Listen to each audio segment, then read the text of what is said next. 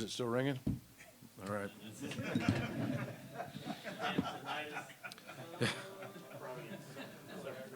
My ears have been ringing for 6 years, so the one ear, only the one ear. It's a different frequency, thank goodness, than that. My name is John, I'm alcoholic. Am I talking about 10 and 11 or just 10? I can't wait to find out. Me too. He's hoping I'll talk about one of them. Chances are probably not. I love what Scott talks about in the good amends and the thank yous. And Jeff and I were talking about that. You know, some missing pieces with. I hope I can talk about Jeff. You know, some missing pieces with his dad, and committed to writing a thank you letter, and I got to do that with my mother in the last couple of days of her life, and you know, I'm so spiritually lazy. I mean, and I work at this thing. Like I don't F around. Like I have a routine. I pray every morning. I meditate most mornings. I pray every night. I go to meetings. I'm a member of a home group. I'm in service. I go to the prison. Like I'm fighting for this thing. I'm a seeker. But I can be so spiritually lazy. And as the last couple of days became clear from my mom, you know, I was talking with Scott, and he's like, hey, you know, just in case you haven't had the opportunity, you know, get a quiet moment with her and just tell her thank you and that you love her and it's okay to go. And I was like, you know, I don't need to do that. You know, that's my initial response, you know. And I got to do that. I had my 5 minutes alone. I kicked everybody out of the room, and I got my 5 minutes alone, and got to do that. And she had a little mild response to it, and it was really great. And I've paid the price for not doing that, you know. But it's such a wonderful practice that I hope all of us pick up. Let's open our book a little bit. Let's talk about what the book actually says about 10-step, and then 84, middle of the page. This thought brings us to step 10. Continue to take personal inventory and continue to set right any new mistakes as we go along. That confirms Scott's theory about what his job is, to make mistakes. We vigorously commenced this way of living as we cleaned up the past. We entered the world of the Spirit. Our next function is to grow in understanding and effectiveness. And so I got to stay a seeker. You know, I'm only going one direction in here, one or the other. This is not an overnight matter. It should continue for a lifetime. And here come some instructions. Continue to watch for selfishness, dishonesty, resentment, and fear. I hope those 4 themes sound familiar by now. If these crop up, that's what mine says. If on the rare chance one of these might come up, you know, like a lunar eclipse, it tells us what to do. It tells us 4 things to do. Number 1, we ask God at once to remove them. That's the first thing we do. Number 2, we got to get transparent with somebody. We discuss them with someone immediately, hopefully a sponsor, but if not, a road dog. Then we make amends if we've harmed anyone. Then we resolutely look for our thoughts. Then we resolutely turn our thoughts to someone we can help. All of these steps come back to that, right? You know, we don't ask God to remove our character defects so we can get a mansion and a Mercedes. Right? We ask God to remove our character defects so we can be more useful to Him and to our fellows. And that's, I wanted to kind of briefly talk on this thing we talked about earlier, this spiritual consent. It's really not just a vague theory. Like I have a couple of men I sponsor in this room. We've had this conversation, but with a number of men in my life, we've had the conversation. Listen, you have spiritual consent to tell me when I'm off the path. If I'm doing something that's not good for me spiritually, you have. Not only do I want you to call me up on it, hopefully lovingly, but you have a responsibility to do that. You owe me that, and I owe you that. If you're not willing to do that, you know, we're probably not, you know, in the right boat together. And, you know, sometimes that's tough. I had that happen recently. A guy I sponsor, who's not here, Mark, calls me up and says, hey, you know, you messed this thing up. I think you owe so-and-so an amends. And I was like, oh, my first response was, you're an idiot. Just because, that's my response when someone tells me I've done something wrong. And out of all my guys to hear it from Mark is probably the most painful. And I love Mark, but I'd rather hear it from Jeff. Jeff's like, Jeff's my grandfather figure. I don't know why I'm Jeff's sponsor. Jeff should be my sponsor.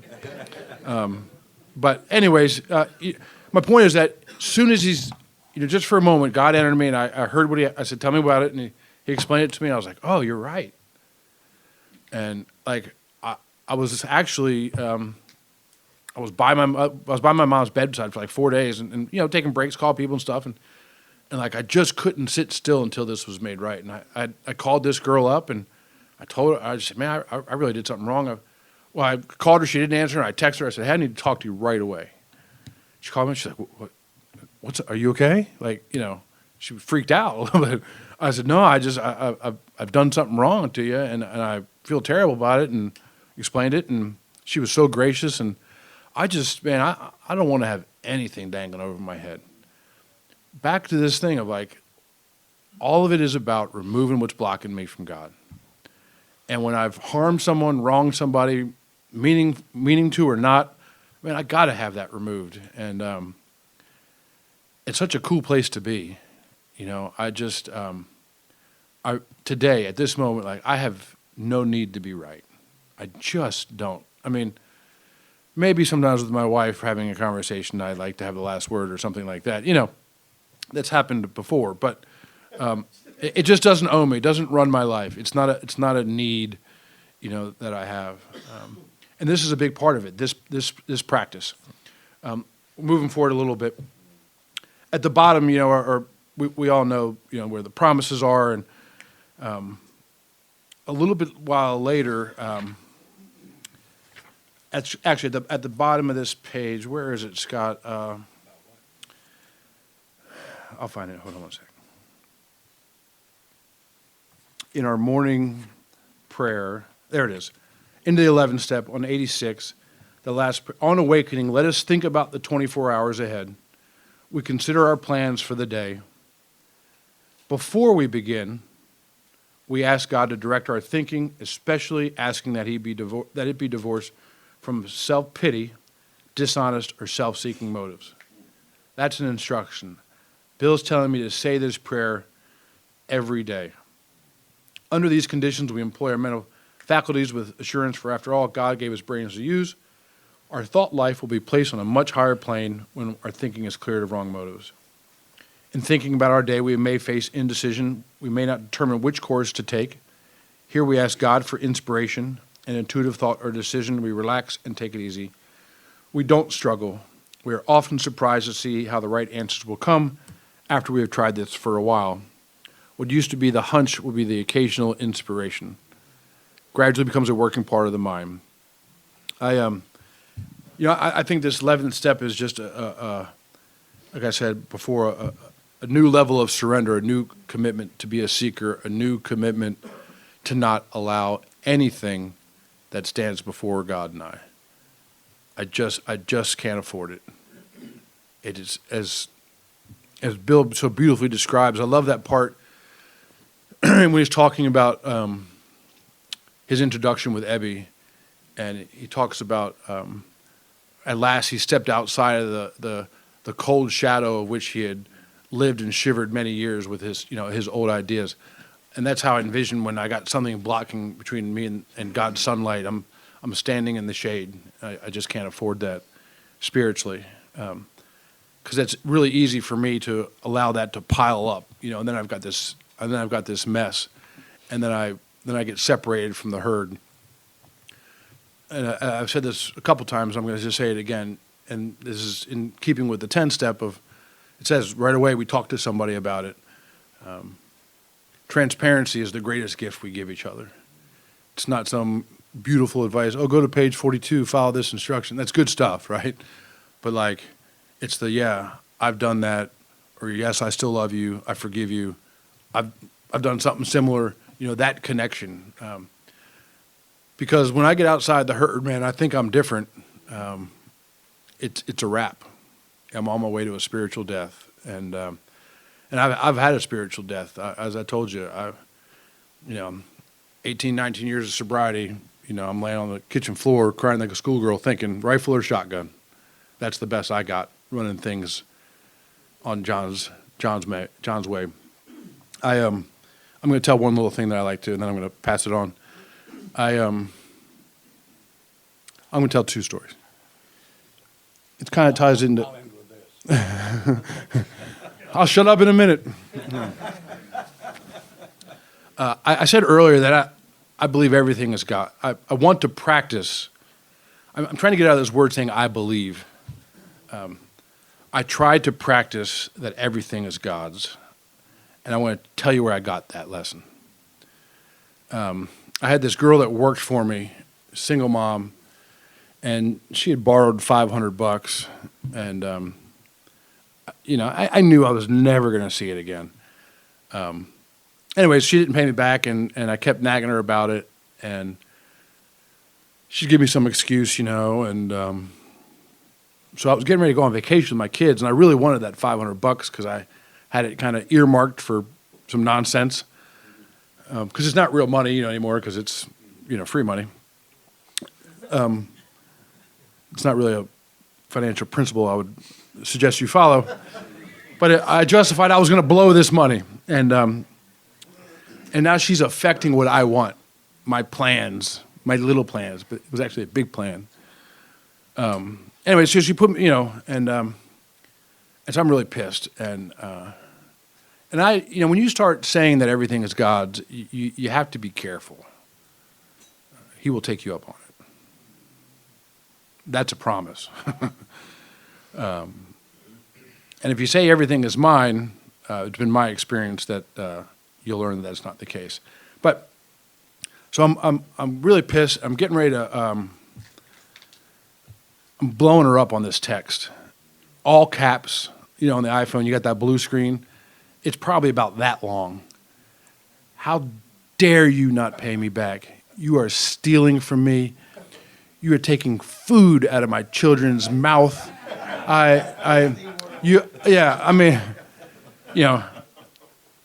Nonsenseville. And you're talking to a guy who went bankrupt for $1.6 million. And I'm busting her balls for 500. How dare you steal from me, And I've been, at this point I had reached, spiritual greatness, and I'm saying this, all the time in meetings, that everything's God's and blah, blah, blah. And, my house is, my car is God, my house is God, my wife's God, my kids are God, everything mine. And so I was like, you are stealing from me. I'm getting ready to send this text. And I heard this voice. I don't hear voices, but I heard this voice in the back. I'm not saying God spoke to me. This truth became apparent to me, and the truth said, if everything is God's, she can't steal from you. And so the next day, I was like, all right, I didn't send the text. I hear you, God. So I didn't send the text. And the next day, my partner sent me out to Starbucks, go get 3 Starbucks, whatever, and I went and got the Starbucks. I came back, and he had to leave a little emergency at the house, water heater or something. So I had this extra Starbucks, mocha latte, whatever, $27, right? And so in our shop, in our print shop, was like 52 employees. And so I started asking around who wanted it. I asked everybody but her. I got a need to punish, right? She does not deserve this $47 mocha latte. And she owes me money, brother. You know what I'm saying? And I went around, and everyone was like, no thanks. No thanks, I don't want it. I asked every person I came across. And there she is. Hey, Dana. Yeah, John. Would you like a Starbucks drink? She took the drink. She loved it. Whatever. We became, we got over that, and that little business we started did really good, and I ended up when we closed it, we were able to buy her. Single mom, never drove anything but a hoopty. You know what I mean? She'd never driven a car that wasn't 20 years old that needed $400. You know, everything was always broken. And when we sold the business, we did a little bit okay, and we were able to buy her a brand new Kia, right? No Mercedes or nothing, but she'd never had a new car before in her life. You would have thought she had gotten a Bentley. I mean, she was like, she came rolling into work, man. The windows were down. She had the windows tinted. She was living high, you know, and that's only God that allows that to happen. That's the little story I want to tell you. So everything you have is God's. Everything that I have is God's. And I try to live that way.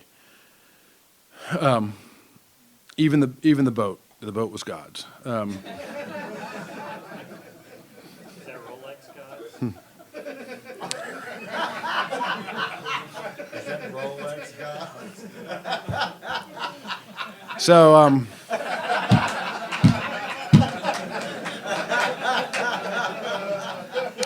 it is. It absolutely is. It really is. Doesn't even know what time it is. He doesn't wear a watch. That's right. I only live a day at a time, brother, so I'm always in the moment. This is my favorite story, Alcoholics Anonymous story of my experience. Maybe not. So we talked about this all being about removing what's blocking us. And my wife was having our second child. And we were in the it was her second, my first. Her first I adopted, but I'd never been a part of the birthing process, is my point. We're having our daughter, Savannah, and you know how that looks. You know, they got about 12 stickers with wires that go to a screen, monitor the baby's progress and stuff. And things are going along fine. And all of a sudden, the monitor goes beep, a lot like the bowl. And things get exciting in the delivery room when that happens. And nurses come in, doctors come in, rushing in, you know.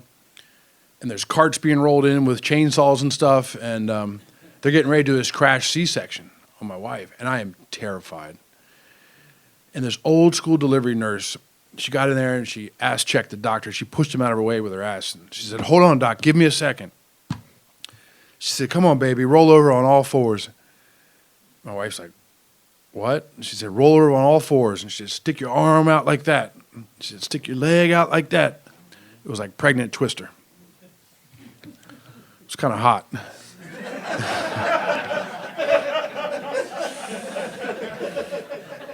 I forgot we were recording that. And in about 90 seconds, what felt like 90 seconds, within about 3 seconds, the monitor came back. Beep, beep, beep, beep, beep, beep. A couple minutes later, baby born perfectly. Beautiful woman, God-loving, she serves her fellows. She's a criminal offense attorney down in Nashville. She loves helping our people. She loves it. She's got a servant's heart. And born beautiful. And so the next day, before we left, I want to know what happened. So I asked this, you know, Scott's going to do a love meditation a little bit later, and I've always liked to believe that I've got this umbilical cord connection to God.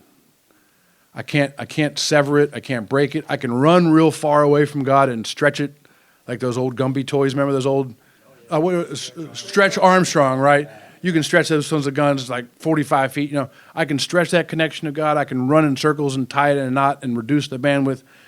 You know, I believe I got this umbilical cord with God. And she said, "You know what happens?"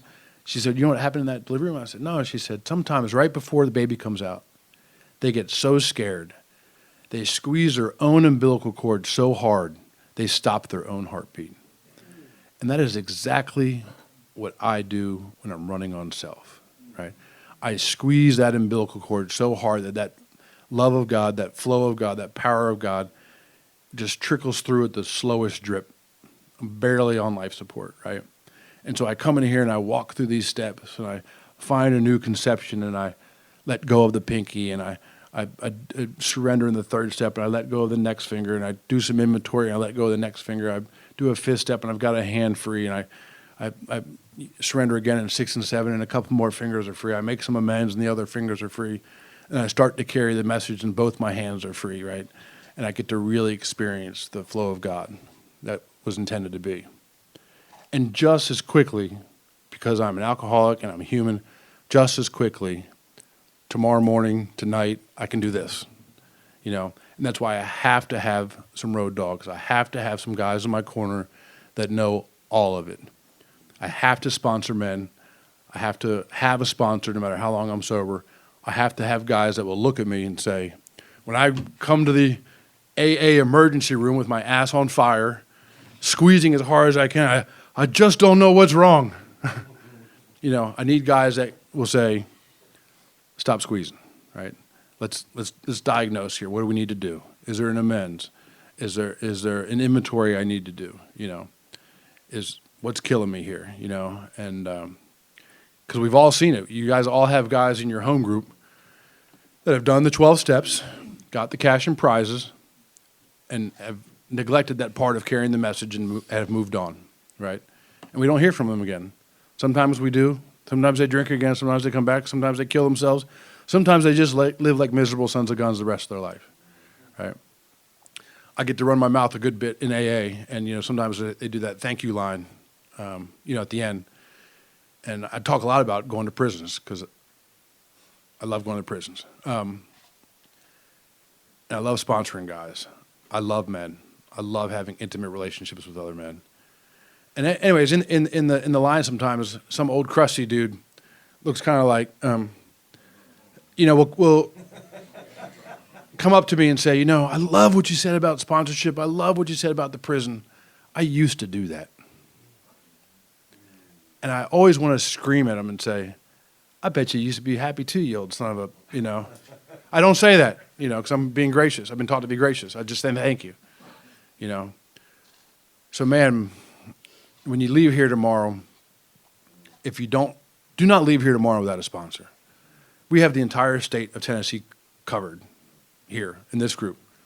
You know, if you, that's the coolest thing about AA, right? Like, I mean, I can call my sponsor. If he doesn't know somebody, he's going to call somebody, and two, 3 phone calls. If you got a guy that had his leg taken off by a lawnmower, lost his eye because the cat scratched him, we'll find a guy that had his leg taken off because of the lawnmower and his eyes got scratched out from the cat. You know what I mean? We'll find him. We'll find the guy for you. You know, do not leave here without a sponsor. Do not leave here without some road dogs. I love you, and that's enough on the 11th step. Thanks.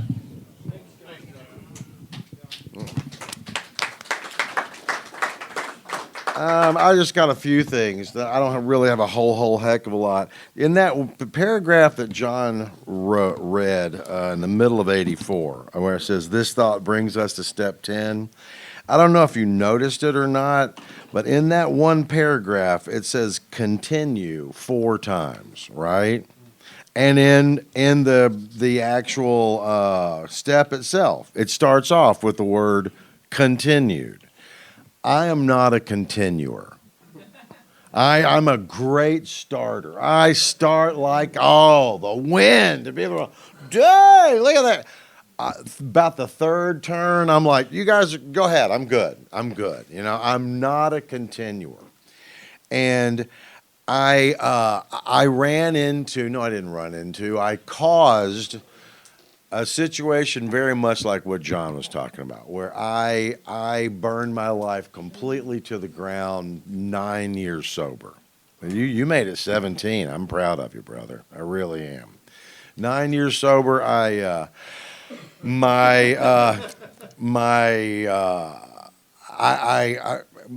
think I mentioned my first 2.5 years, I did what you guys told me, except for the whole, you know, sponsoring guys. I was way too busy to be doing that kind of crazy stuff, right? Because you guys call it like 2 o'clock in the morning and crap, right? And I got the, what is it? We do something and there is a consequence. Ooh, see, I can't even remember the dang word, right?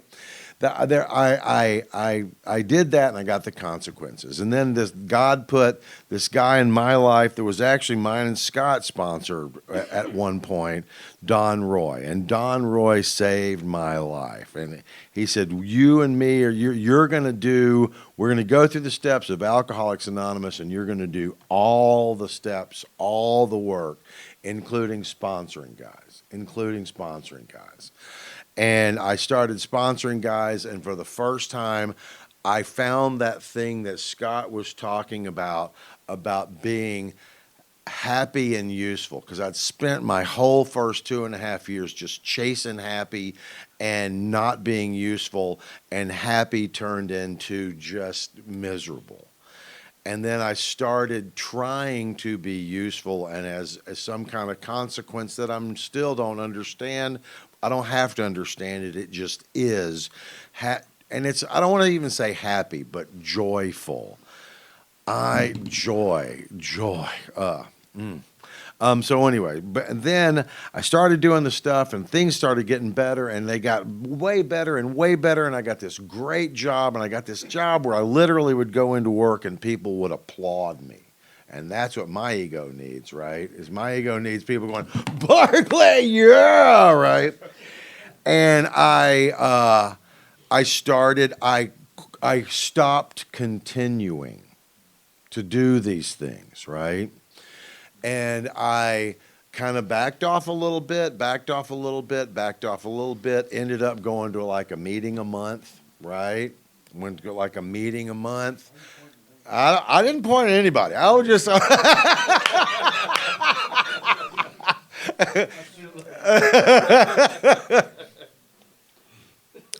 And I ended up, I never even thought about drinking, but I ended up, I completely burned everything to the ground. Marriage, everything. And I really didn't. I never even thought about drinking. It's not, I mean, when it comes, of course, it is at its very, very core about drinking. But I quit taking care of my relationship with God. And I got those consequences, And that's when I really that's when Scott and I got together. And I have to continue to maintenance my program. And I'm going to let you talk about this, Scott. I'm not going to steal. You already talked about it, didn't you? Yeah, you did. I don't know. I might talk about it again. But anyway, and my history really is. My history is I will have a really good segment of time. I'm still not a great continuer. But my periods of not truly being all in. I told you last night, I want to be all in this week. And everything, I swear, rails inside me. It's like, oh no, they'll think this. I have to be the best way for me to be of use to you is for me to be honest about me. I have to be honest about me, or I start that I cut myself off from the herd. And I've done that before, and I don't want to do that anymore. I don't ever want to do that again. Of late, I really have my meditation world has just been, I would say that I've really slacked off on meditation, but that would imply that I had done any meditation, you know what I'm saying? And I got together with my guys, my road dogs that I'm responsible to, and I told them, I said, well, why don't you just try doing like 15 in the next month? And I've started doing that. And I remember periods of time where I would go, meditation, it's so important. It's like, it's not like I get this answer right here, right now, but I notice as I walk through the day that there's this buffer between me and life, right? And it's true. It's not like I'm making that up. It's true. And it works so great that I quit doing it, right? And so I'm back. So probably the best thing for me to do in talking about 10 and 11 is to let Scott talk about it. Okay? Thanks, Barclay. I want to share with you what I do with a new guy I'm sponsoring. And the new guy might be carrying a 30-year chip. I really don't care. I take him through the book. But when we get to 10, I ask him to take, I don't like lumping the last three. You hear people lumping the last three together all the time. I don't like that at all. And so what I do is I ask him to take a 2-week focus on step 10. That means I want you to read these 2 pages twice a week for the next 2 weeks. If you're in a meeting and they call for a topic from the floor, ask for step 10. If you chair a meeting, topic is step 10. Don't do the same, not at the same meeting over and over again. I want you to find 5 men whose programs you respect and say that to them. And your assignment from your sponsors to talk to 5 men whose programs you respect about step 10, would you talk to them about step 10? And when that's done, I will review these pages with him and give him the same assignment for 11, and 2 weeks later the same assignment for 12. And that has served well. It has been, I think, is something that's worked well for these guys that I've worked with. I think there's a slogan that applies to step 10. It's easy does it. If I'm running Mach 2 with my hair on fire, I don't even notice it when I mess up. And to me, step 10 is about staying present in my own life moment by moment. I think step 10 lays in the middle of step 11. Step 11 is a morning and an evening inventory. And step 10 is about being present in my own life moment by moment. I hear people referring to their evening 10-step inventory. I don't think so. I don't think so. And the only reason I bring that up is if you're going to call it step 10, then where's the one where you stay present in your own life moment by moment? And the answer is, whoops. John pointed out these things we watch for: selfishness, dishonesty, resentment, and fear. We find that on 3 or 4 other pages. And it's the reemergence of self. That's what that thing is all about. And it says, love and tolerance of others is our code. Earl Hightower led the Suspects for us a couple of years ago, and he said, for the earthlings, it's just love. For us, love and tolerance. And it puts me in mind of a guy in my original home group, and I'm going to refer to him as Edward because that's what he said his name was. It seems like the right thing. And I didn't like anything Edward did. I didn't like the way he drank his coffee. Everything he did rubbed my fur the wrong way. And I'm sitting in the meeting one day, hating Edward, and Edward is chairing the meeting, and I hear my sponsor's voice in the back of my head saying, if you spot it, you got it. And what Edward was doing, he was not chairing the meeting, he was moderating. After everyone talked, he had a comment of some kind, or a correction, or an emphasis, something. I was sitting there hating that when I realized, holy mackerel, I've done that. Not since. Not since.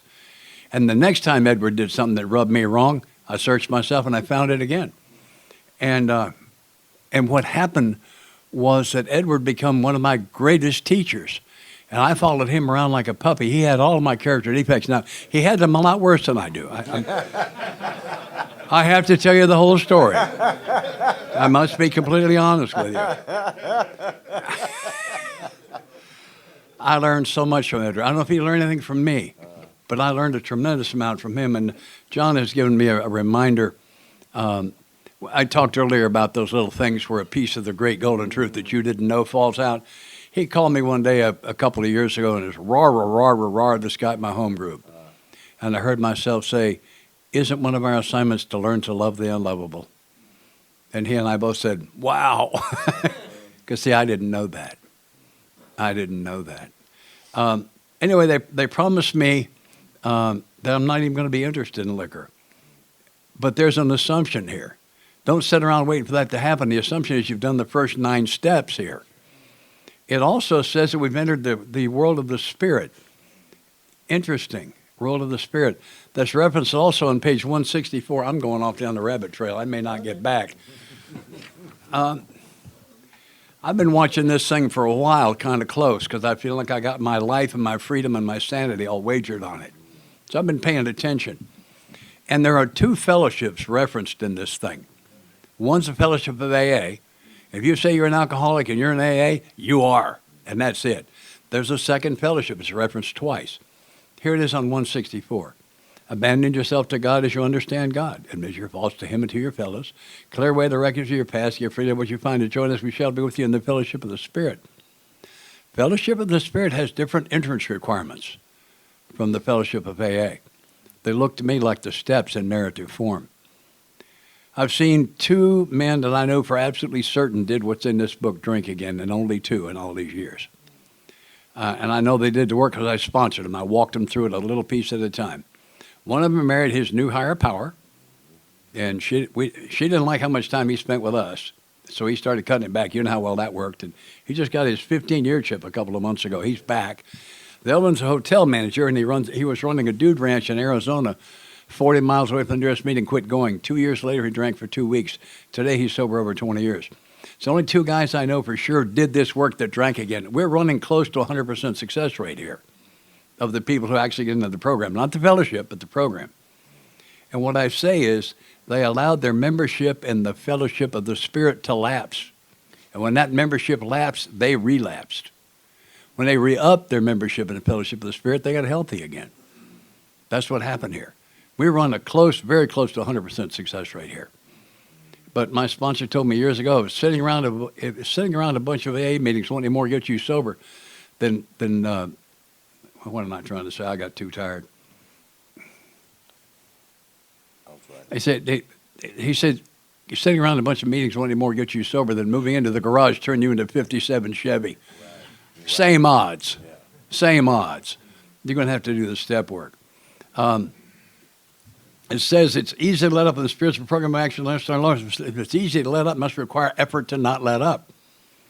Head told we do alcohols to settle pill, we're not cured. We have a daily reprieve contingent on the maintenance of our spiritual condition. My reprieve, which is a stay of execution or a delay in punishment, is clearly not contingent on my spiritual condition. I got no idea what my spiritual condition is. I'm not qualified to judge it. It's not something I can. It's like my spiritual growth. It's not something I do. It's something I receive. It's contingent on the maintenance of my spiritual condition. I already talked about maintenance before.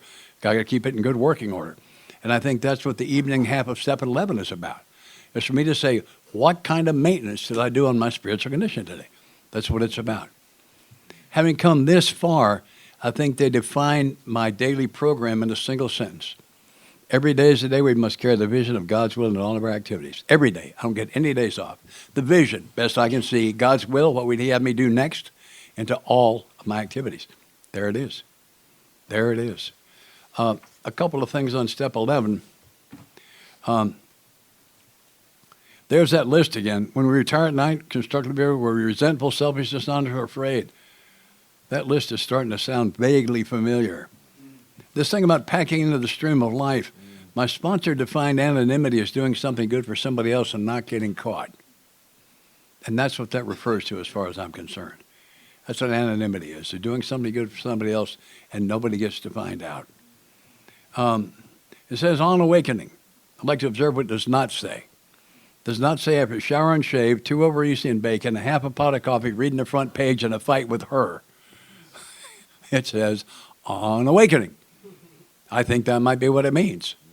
That Ronnie Turner, he used to say, he said, my disease gets up 20 minutes before I do every morning. Does some jumping jacks, some push-ups, maybe some crunches, and it perches in the headboard and it waits. And I open my eyes and roar, and it jumps on me. And I wake up with untreated alcoholism every morning. I need my medicine now. It won't wake on awakening. And it's just here's the 24-hour thing. 24 hours, all I get to look at. It says asking would be divorced from. Divorce is a powerful word.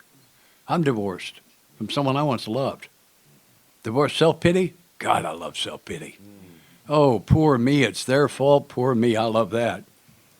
Dishonest? I didn't love being dishonest, I love what it got me. Self-seeking? Oh, I love that. Wide open after me. So it just keeps coming back to that same thing. It says, in thinking about our day, we may face indecision, not be able to determine the course of action. I'm going down the bunny trail again. Some time ago, I was talking to one of the guys I sponsor, and he was torn between doing one of two things. If you do A, you can't do B. If you do B, you can't do A, kind of thing. And he couldn't decide what to do. And I said, do you have a clear favorite? Which one of those would you prefer to do? Can you see clearly? He said, yeah, I'd rather do A. I said, well, then B is the correct answer. Because if A were correct, there'd be no dilemma. So I look at that myself when I'm faced with A and B. If I can, sorry. And that's, I usually apologize before I share this one because knowledge is a terrible thing. You can't put that back. You are stuck with that from now on. And you can't decide what to do. If you can tell which one you'd rather do, you're supposed to do the other one. I'm sorry. There's another thing I found very helpful too,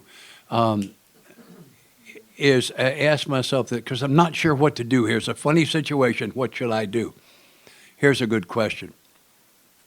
If I'm going to have to stand over this person's casket 2 weeks from today, what am I going to wish I'd done or said today? Whatever that is, do it.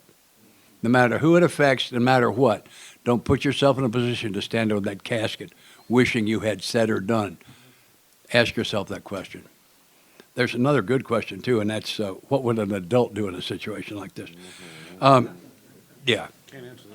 No. Well, but you can ask. On the facing page here, it says, as we go through the day, we pause. Most people read this to pause when agitated. They don't read the or doubtful thing.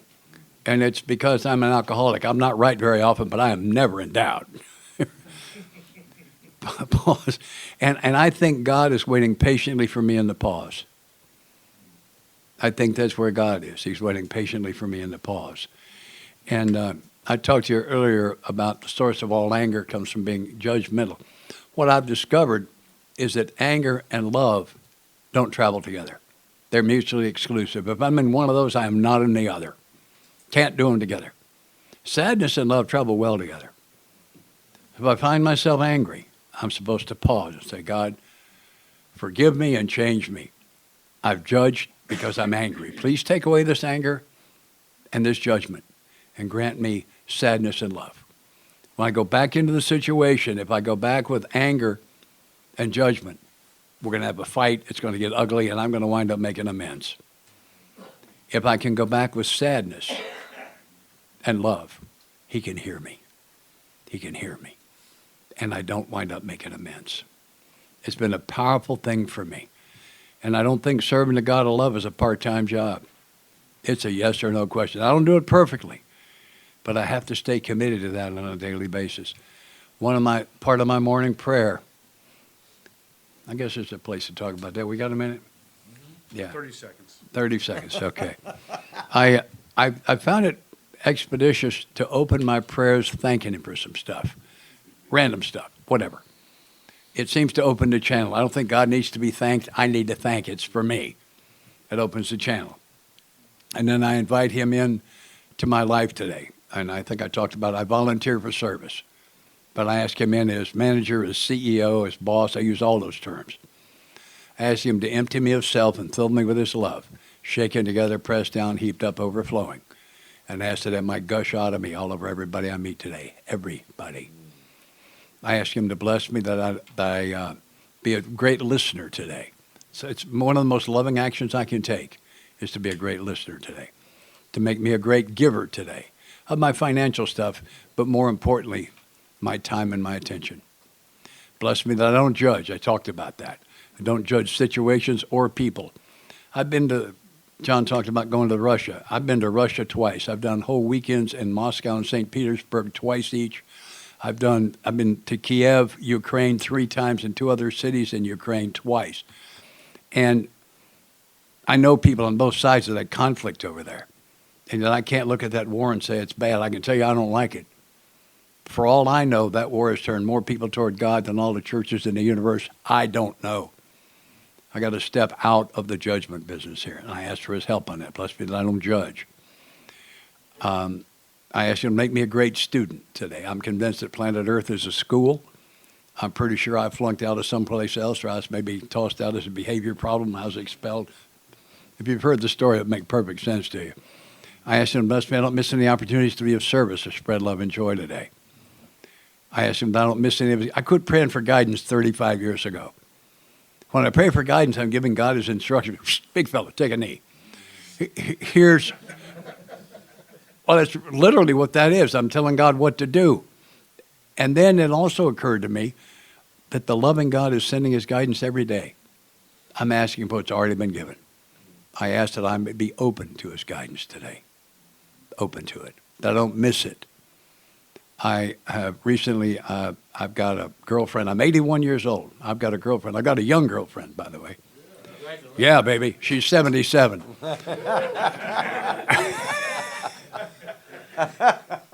It's a perspective thing.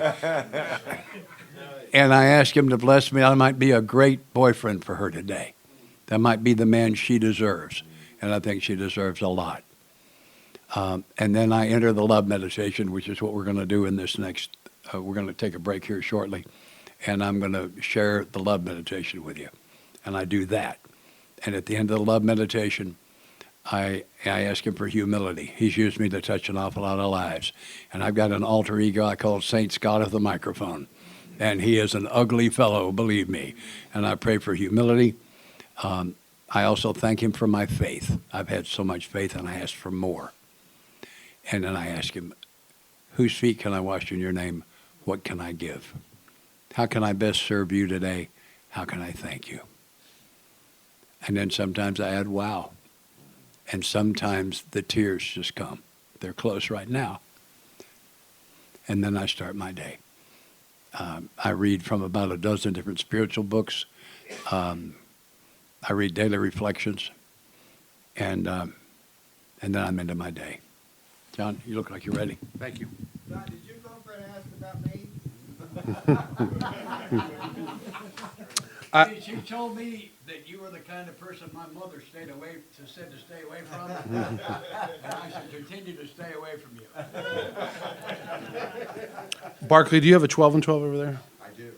When I'm done, I'd like you to close us out with the 11-step prayer. We can say it together as a group. You can lead us.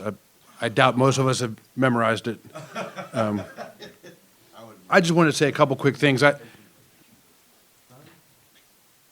Okay? Yeah. Just a couple quick comments. In that part on 87, it says we conclude this period of meditation with a prayer that we be shown throughout the day what our next step is to be. And Scott, talked about when we get in this indecision of what are we supposed to do. I think it's the wrong question. I think the question is our job is to seek of how we are supposed to be. I don't think God cares if you decide to be a lawyer, a doctor, or a trash man. I think he's concerned with how you be a doctor, a lawyer, or a trash man. And the rest will take care of itself. A longtime member of AA and I were talking the night before the retreat, having some business kind of decisions, and there's been some situations change, and we were talking about what he should do. When we were both chewing it over, I thought we were figuring it out. Because God doesn't show the next 6 steps we're supposed to take. The future is not illuminated with a spotlight. We get like a candle's worth at a time of direction. A friend in my home group says, I've been looking for the weekly reprieve for a long time. It just seems to just comes daily. But when we were talking, we talked for a good bit about, what he should do, what was the smartest and what was, how was going to make the most money and, and I didn't figure this out until we hung up, and I was like, well, that was a waste of 20 minutes, man. We should have been talking about, how are we going to be? How am I going to enter into this area of conflict with the most love, the most honesty, the most tolerance, the least amount of self that would separate me from God? My prayer life is a lot different than it used to be. As I told you, it used to be very regimented, still very regimented, but it was always the same. And now I don't say the 3rd step prayer unless it's an environment like this. But it's not a part of my daily ritual. I love it, but it's kind of like the Lord's step prayer at the end of the meeting. Who's praying at the end of the meeting? I'm serious. 5% of us, not many of us, right? We're just reciting some words. I'm talking about me. Maybe you guys are much more spiritual than I am, I'm sure. And so in my prayer life in the morning, I have 2 themes. My prayer life in the morning is one of seeking and asking for guidance, asking things to be removed that are blocking me, asking me to be able to see where I'm supposed to be of service. It's asking. And at night, I don't ask for anything. it's all thanks. And I pray for people that are struggling. I pray for people who have passed. I pray for people who are sick. And that's just been my theme. My sponsor taught me early on, the day's over. Quit asking, right? Just find a way to give thanks. If you did not drink and you were alive, find a way to give thanks. And it's just kind of two spiritual principles that have been really good for me. Because I think when we get in that, we almost act as though we're manipulating God into giving us something that's making us a way that we want to be by saying a certain prayer, like we're tricking God, you know, and obviously that's as foolish as it sounds. So I just wanted to share that I think the question isn't what are we supposed to do, it's how are we supposed to be. If we can be what we are supposed to, men of God, the rest is just nonsense. Just silly little details. I hope I can remember that tomorrow. I got a couple more pieces. I got a couple more pieces before you get to that. My first wife used to control me with my guilt, and I was guilty. And I went through the 12 steps, got my innocence back, and she couldn't control me. It made her crazy. And I was sober about 5 years, and she was screaming at me one more time. I had this moment of clarity, and I realized I'm just before punching her in the face, and it's going to be a full shot. And when she goes down, I'm going with her. She's on the way to the hospital. I'm on the way to the jail. It's a bad plan. I worked it out all by myself. And it's a good thing there wasn't anybody else there. But I just realized this is that flash of, holy cow, this is about to happen. Did an about face and walked out while she was still screaming. Got in the car, drove away, got a newspaper, the want ads, started looking, got an apartment. 48 hours later, I moved. It was imminent. I went to Old Timers and I said, what should I do? And I said, I don't believe in divorce, yet I know if I stay with her, she's going to push it too hard one of these days. I'm going to paste her. And they said, turn it over. I said, how? I got real quiet. Nobody could tell me. You believe what you like. I believe what I'm about to tell you. I went to the source. And I said, what? The first thing I got was the answer as to what is it I turn over? And the answer is the result. How do I do that? Two pieces. One, I stand today where he is. There's one who has all power, that one has God may find him now. I stand today where he is. And two, I operate from his principles. Quit worried about my motive. Good motive is the most evil thing that's ever come to planet Earth. There's a guy in Moscow, Russia, this moment that believes he's got a good motive for starting a war and tens of thousands of people dying. Hell and devastation. If the road to hell is paved with good intentions, the guardrails are made out of good motives. And I'm capable of hiding a bad motive under a good one, fooling myself. I'm not against good motive. I can't trust them. That's why step 12 is not saying had good motives in all our affairs. Cliff Roach, if you don't know that name, get some of the Clifford's talks. He said the 12 traditions are a set of principles designed to protect AA from my very best motives. That's exactly right. That's what our principles do, is they protect us from our motives. Anyway, the other piece that I got was 3 prayers, and I want to share them with you. Prayer number 1, God, if it's your will for us to be together, put us together. Number 2, if it's your will for us to be apart, put us apart. Those are the easy ones. Here's the big one. God, if it's your will for me not to know today, please leave me not knowing. And when I can pray that one and mean it, I can have my sponsor's definition of serenity. Serenity is not freedom from the storm. Serenity is peace in the middle of the storm. The only way to have that is to give up my need to manage the storm. The only way to do that is to know the manager of all storms. And whatever it is, if he doesn't want me to know today, I'm asking not to know, and I mean it. And I was able to pray that prayer every day for 10 months and not know. And then one day I knew. And then one day I knew. That has been so powerful for me. I have one other piece. We talk a lot about the next right thing. I've discovered a last right thing. The last right thing is to go to bed at a reasonable hour and set an alarm so I can get a full night's rest and wake up tomorrow morning with plenty of time to start my day on a spiritual basis. If I don't do the last right thing tonight, I can't do the first right thing tomorrow. I kept saying, I don't have time for morning meditation. Don't have time for morning meditation. Problem isn't in the morning. Problem was the night before. I actually set 2 alarms 31 minutes apart. When the first one sounds, I get up, take a quick trip to the bathroom, and hit the start button on the coffee pot. The coffee's set up. I hit the start button. And I start my morning prayer. 30 minutes later, that second alarm sounds. Sometimes it wakes me up. It says sought through prayer and meditation. It does not say achieved. And on those mornings, when I went to sleep in meditation, I sought, and that is good enough. Lorna Kelly, if you don't know that name, write it down. Yeah, I can't do her British accent. So she says, oh, these alcoholics, they don't think they've meditated if they don't have an acid trip. Meditation is blue collar. You clock in, you clock out. What happens in between is none of your business, and you're not qualified to judge it. Yeah, get one of her talks. She was a beauty. Yeah. So the last right thing is for me to go to bed at a reasonable hour and set those alarms. Yeah, those were big pieces for me. I hope you're going to do that as a meditation. Okay.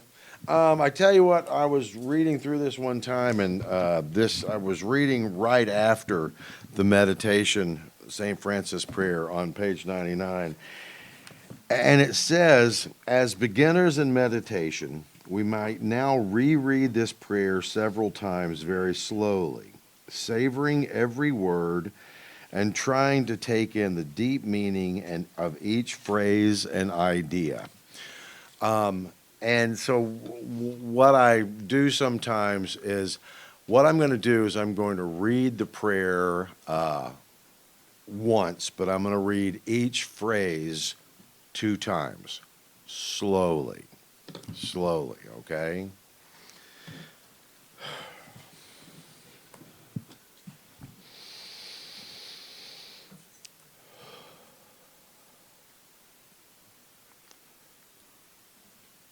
Lord, Lord, make me a channel of thy peace.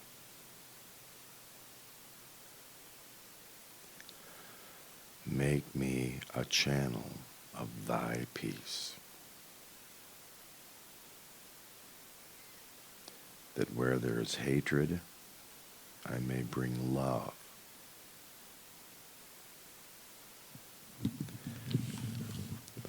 That where there is hatred, I may bring love. That where there is wrong, I may bring the spirit of forgiveness. That where there is wrong, I may bring the spirit of forgiveness. That where there is discord, I may bring harmony. That where there is discord, I may bring harmony. That where there is error, I may bring truth. That where there is error, I may bring truth.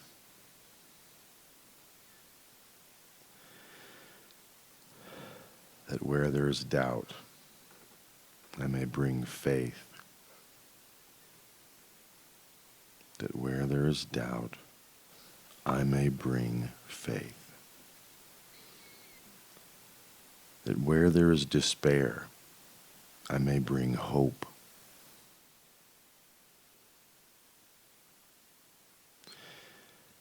That where there is despair, I may bring hope. That where there are shadows, I may bring light. That where there are shadows, I may bring light. That where there is sadness, I may bring joy. That where there is sadness, I may bring joy. Lord, Lord, grant that I may seek rather to comfort than to be comforted. Grant that I may seek rather to comfort than to be comforted. To understand than to be understood. To understand than to be understood. to love than to be loved. To love than to be loved. For it is by self-forgetting that one finds. For it is by self-forgetting that one finds. It is by forgiving that one is forgiven. It is by forgiving that one is forgiven.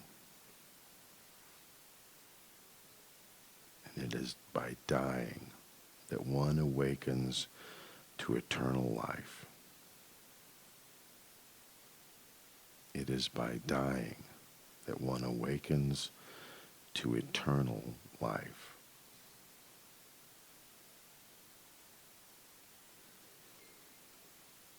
Amen and amen.